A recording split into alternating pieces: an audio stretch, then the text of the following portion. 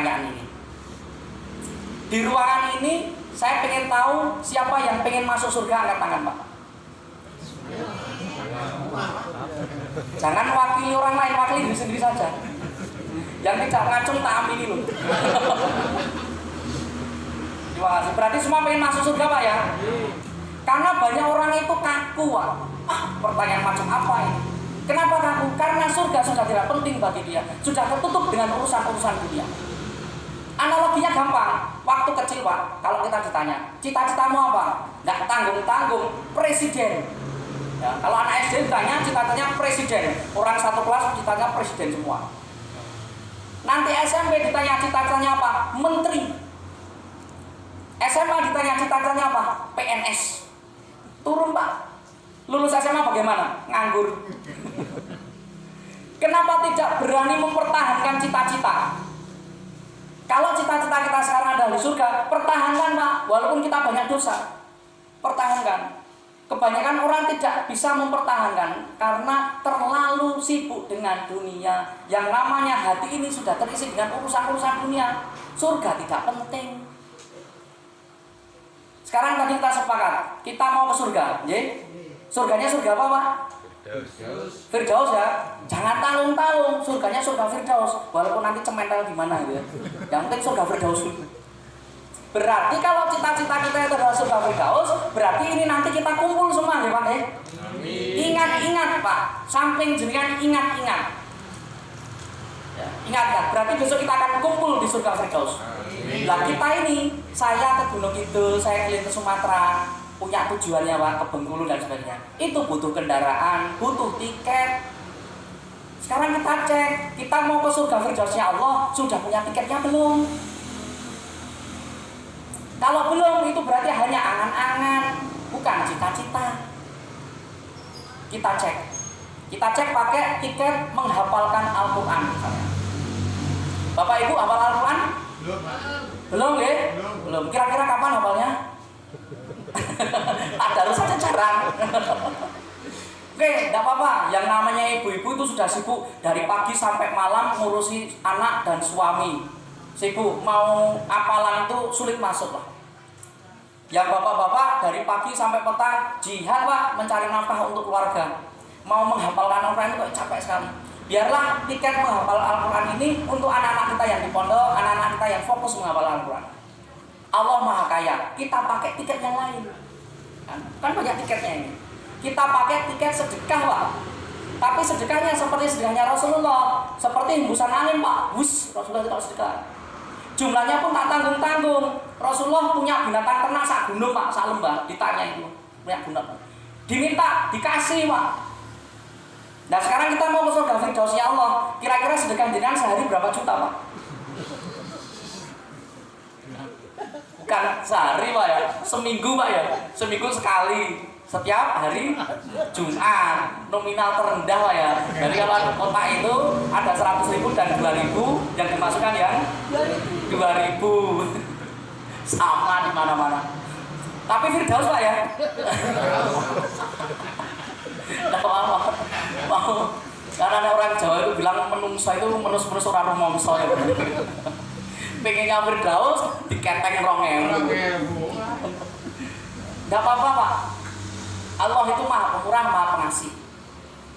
Pernah mendengar sebuah kisah, insya Allah sahih di Bukhari, dan kisahnya juga ada di Muslim tapi dengan kisah yang beda tapi maknanya sama. Pernah mendengar kisah seorang pelacur memberikan minum anjing Pak? Pernah ya? Itu sahih itu di Bukhari. Saat itu ada seekor anjing yang kehausan, hausnya haus akut sampai mau mati gitu. Anjing itu menjulur-julurkan lidahnya ke sumur tapi nggak sampai-sampai. Saat itu banyak orang tahu, nggak peduli. Ada satu orang pelacur yang terketuk hatinya. Di dalam riwayat itu, pelacur itu selama hidupnya melakukan kemaksiatan. Jadi sudah pelacur selama hidupnya melakukan kemaksiatan. Kita masih mending kadang-kadang saja, kadang-kadang baik, kadang-kadang baik. Pelacur ini terketuk hatinya, kemudian mengambil dengan sepatunya dan penutup kepalanya diikat, diambilkan untuk mengambil air minum, dikasihkan si anjing. Dari apa yang dilakukan si pelacur itu turun ampunan Allah. Kalau saya tanya, teknisnya si pelacur tadi sulit atau gampang? Teknisnya gampang ya, cuman sepatu diikatkan, ngambil air, kasih anjing, dapat ampunan Allah. Beres Pak, rahmatnya Allah turun itu. Gampang ya. Bagi si pelacur itu suatu hal yang gampang, yang sederhana, biasa-biasa saja. Tapi bagi si anjing itu suatu hal yang luar biasa, karena dengan air minum itu dia bisa tetap berlangsung. Bapak Ibu sekalian sudah belajar yang namanya ilmu pencet gier-gier, tekan geter-geter tadi Pak, ilmu terapi tadi, termasuk bioelektrik. Itu gampang atau sulit? Bisa dibayangkan, jenengan sakit mencet dan gier-gier, berat mana dengan menghafalkan Al-Quran? Pencet gier-gier, tekan geter-geter, gampang nggak? Gampang ya? Sulit? Kasihan, berarti tangan jenengan bengkak-bengkak. Yang namanya refleks itu cuma mencet gier-gier, kok sulit? Bagi saya kok lebih sulit menghafalkan Al-Quran atau mengeluarkan uang jutaan rupiah tiap hari Pak ya? Cuman pencet gier-gier, tekan geter-geter. Gampang atau sulit? Gampang. Yang kita lakukan itu adalah suatu hal yang gampang, sederhana, biasa-biasa saja. Tapi bagi pasien yang gagal ginjalnya sembuh, diabetesnya sembuh, kankernya sembuh, itu suatu hal yang luar biasa. Ilmu yang sederhana tadi, ilmu pencet gier-gier, tekan geter-geter tadi, bisa untuk menjadi wasilah turunnya ampunan Allah seperti tuntunan Nabi Pak. Syaratnya seperti pelacur tadi. Si pelacur tadi ketika memberi minum anjing pakai tarif enggak? Enggak pakai tarif ya? Enggak pakai tarif. Kemudian apakah si pelacur tadi memberi minum anjing dia punya pemikiran suatu saat si anjing akan membalas jasanya? Enggak. Yang ketiga, ketika teknisnya si pelacur memberikan minum anjing itu dengan cara lembut atau kasar Pak? Kira-kira. Kalau nggak percaya silakan anjing itu dulu mukanya diginikan Pak. Apa yang terjadi? Copot kita Pak ya. Kalau nanti mau digigit ada triknya. Kalau dikejar anjing biar nggak dicopot kempolnya, jongkok. Itu triknya. Insya Allah nanti yang digigit lehernya. Bukan kempolnya Pak.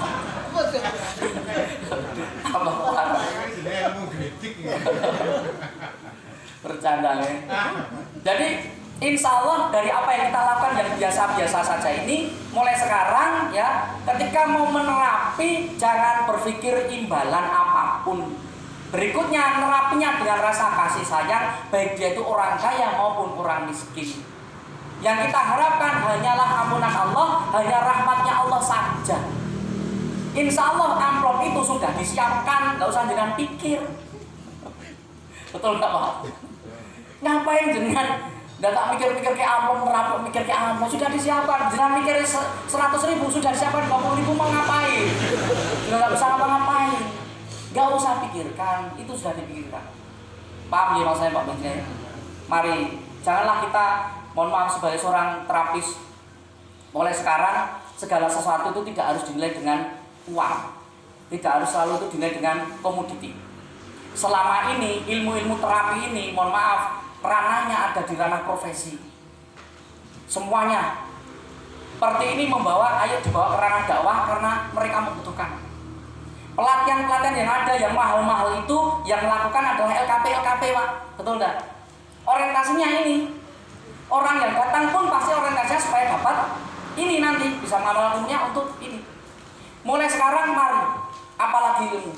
Kalau ilmu saja dijadikan komoditi, berarti mereka semua itu menganggap guru hanya sebagai pedagang. Jangan berharap mendapatkan keberkahan ilmu dari guru atau seperti itu. Semuanya dinilai komoditi. Rusak Pak. Ya, jiwa-jiwa kapitalis ini Masya Allah. Indonesia ini harusnya kurang apa ya untuk Islam. Coba cek. Hampir semua kampung ada masjid, hampir Pak ya, kecuali yang minoritas.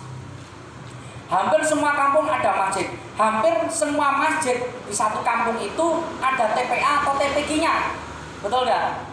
Luar biasa, secara keagamaan strukturalnya itu luar biasa. Belum lagi SDIT, rumah tafid, sekolah-sekolah Islam, pondok pesantren banyak di mana-mana.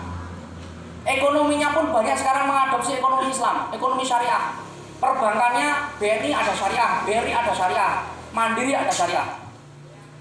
Pegiat-pegiat anti riba banyak sekali. Pengajian ibu-ibu banyak hampir sekampung. Betul nggak? Harusnya kalau dengan keadaan seperti ini, harusnya negara kita ini menjadi negara yang baldatun thayyibatun wa rabbun ghafur. Harusnya. Tapi kok negara kita jadi ruwet, Pak?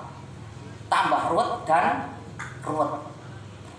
Padahal akses keagamaan luar biasa. Karena saat ini yang saya sampaikan tadi, orientasinya tidak syiar, tidak dakwah, Pak, tapi orientasinya adalah uang. Kebanyakan seperti itu. Rasulullah bagaimana dulu berjuang, bagaimana Rasulullah mensyiarkan agama Islam. Bayangkan, Pak, boten tanggung-tanggung dengan kelembutan hati Rasulullah itu memutuskan perang. Jenengan tahu arti perang?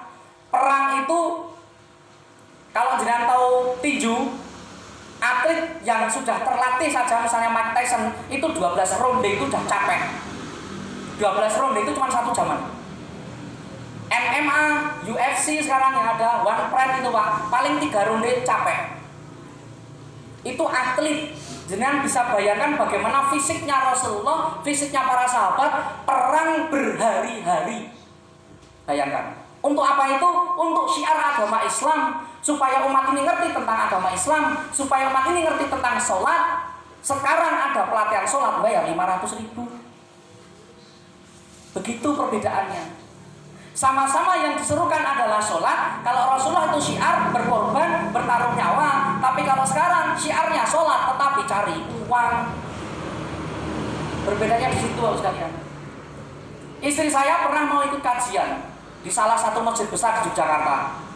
Ada level-levelan. Loh, kajiannya ada level-levelan. Iya, level 1 250.000, level sekian ya. Emang ngaji kitab apa? Kitab Sirah Nabawi. Sirah Nabawi bayar, Pak. Menceritakan tentang baginda Rasul bayar. Ini bagaimana? Jadi orang berilmu itu banyak, tapi keberkahan ilmunya sudah diangkat.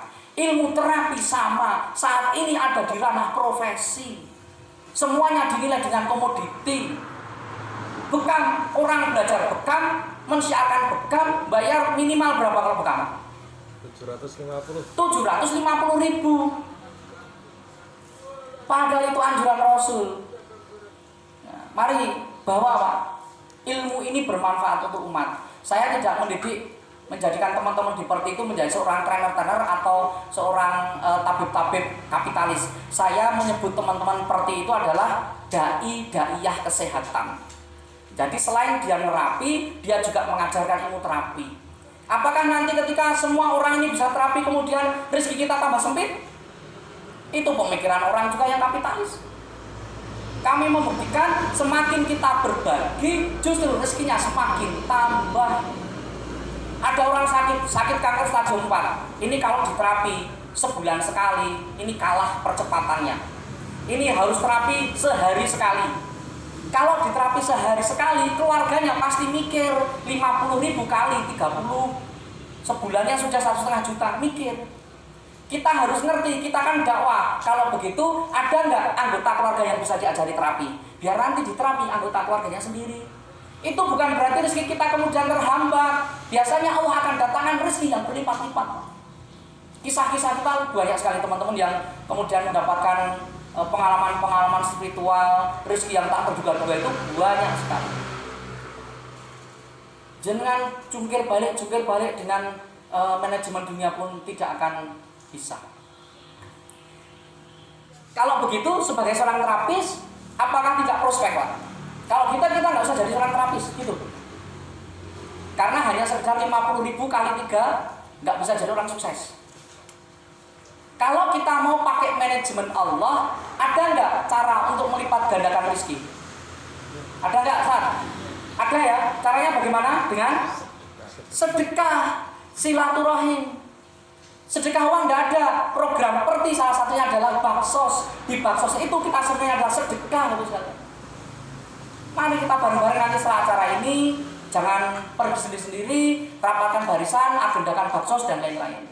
Itu bagian dari sedekah, tarbiyah untuk ikhlas. Karena kalau ikhlas sendiri itu sulit, harus dilatih. Tapi kebanyakan para terapis selama ini supaya rezekinya meningkat tidak pakai manajemen Allah, pakainya manajemen akalnya sendiri. Dengan cara apa? Satu misalnya kumpul-kumpul sertifikat, tempel-tempel sertifikat. Dia beranggapan bahwa ketika sertifikatnya banyak, nanti amplopnya juga semakin besar, gitu ya? Iya, pasti akan seperti itu. Kita cek, ya. Kita cek. Menempel-nempel sertifikat Bapak sekalian, ya. Itu sebenarnya kepentingannya terapis atau pasien. Kepentingan terapis ya, kepentingan terapis. Untuk apa? Untuk biar terkenal, biar terkenal. Terus untuk apa lagi Pak? Meyakinkan pasien biasanya gitu ya. Apalagi Pak? Legalitas. Terus apa lagi? Kita bahas, bener nggak sebenarnya menempel-nempel sertifikat? Karena teori sertifikatnya itu, kita yakin sertifikat bukan penentu rezeki loh ya. Kan pernah ada teori sertifikat Pak di daerah Kebumen. Ustaz, buktinya setelah saya pasang 5 sertifikat di klinik saya, rezeki saya meningkat. Oh, kalau begitu pasang 10. Saya bilang gitu. Biar 2 kali lipat. Pasang 50, biar 10 kali lipat. Ternyata nggak bisa. Karena memang rezeki bukan karena sertifikat. Permasalahan yang lebih berbahaya adalah memajang-majang sertifikat itu kita kaji. Biasanya orang mengatakan karena kepentingan terapis supaya meyakinkan pasien. Kalau legalitas itu sertifikat simpen aja tidak apa-apa. Tidak harus dipajang sertifikat itu. Permasalahannya adalah memajang-majang sertifikat itu untuk apa? Meyakinkan pasien rata-rata saja. Selama saya 20 tahun Pak menemani hipnoterapi, tidak pernah orang ada pasien ya, saya belum pernah mendapatkan pasien datang ke tempat saya, ditandu, dipapah, kemudian lihat nggak ada sertifikatnya, ayo balik saja. Saya belum pernah. Saya belum pernah mendapatkan pasien panggilan ketika saya terapi, kok enak, ditanya, Ustaz jenengan dapat sertifikat dari mana? Saya nggak punya sertifikat. Oh kalau gitu nggak jadi saja. Saya belum pernah. Saya juga belum pernah ada pasien datang, Assalamualaikum Ustaz, mau saya terapi, tapi tolong tunjukkan sertifikatnya. Saya juga belum pernah. Jangan pernah? Belum ya? Berarti yang namanya pasien itu sebenarnya nggak mau tahu sertifikat Pak. Pak Lugiono kemarin cerita pasiennya sehari 15. Punya sertifikat Pak. Pasien sudah memutuskan datang itu berarti pasien sudah yakin. Kalau pasien nggak yakin pasti nggak datang. Mau cek lagi buktinya? Ayo. Yang memajang sertifikat adalah kita. Yang paling sering melihat sertifikat kita atau pasien? Kita ya, bukan pasien ya. Kita pajang-pajang sendiri, kita lihat-lihat sendiri gitu lah ya. Kalau mau jujur, itulah yang nanti bisa menjadi bibit-bibit ujub, bibit-bibit kesombongan. Jenengan sebenarnya tidak mementingkan pasien, jenengan mementingkan ego jenengan sendiri. Ada di sini yang menekuni rukyah. Tolong saya dibantu. Antum bisa rukyah.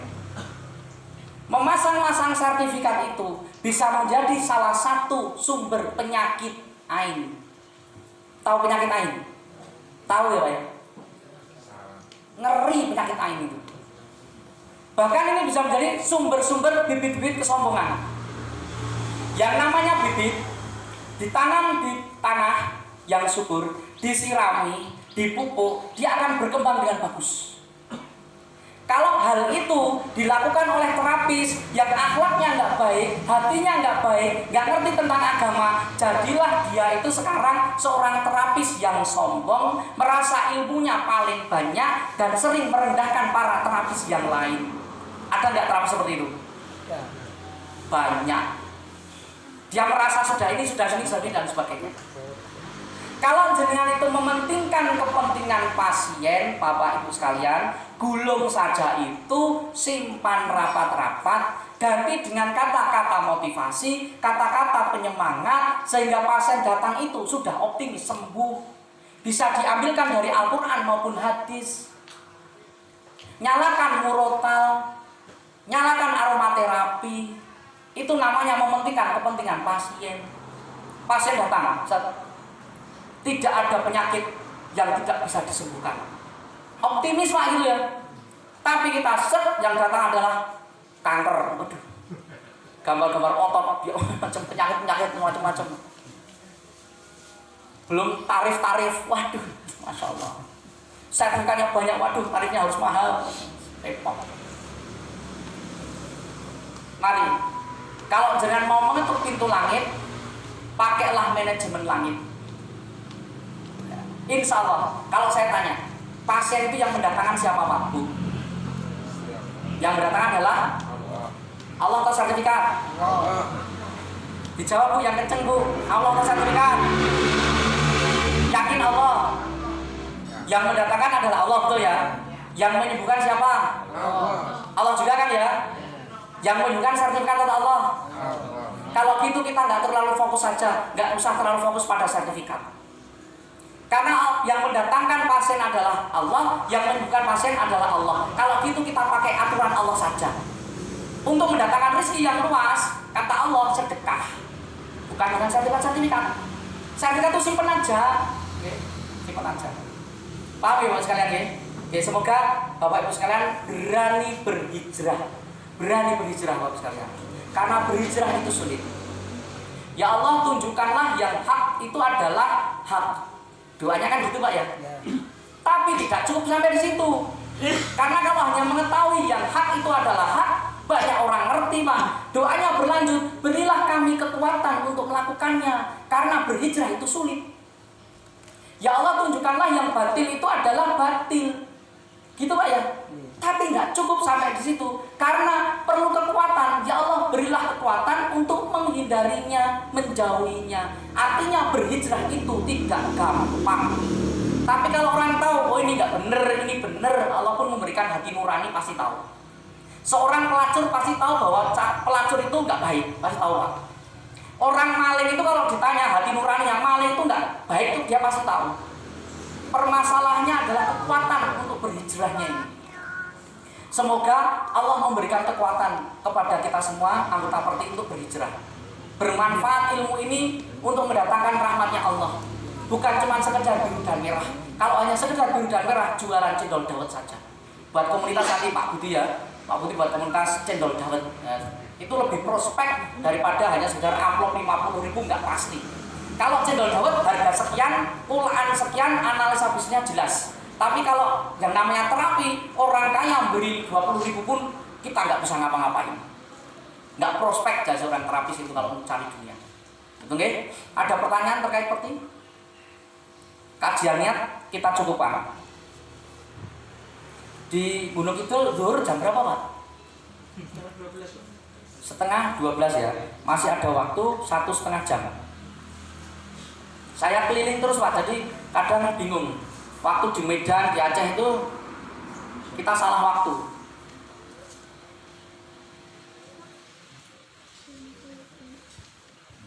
Kita akan belajar tentang bioelektrik.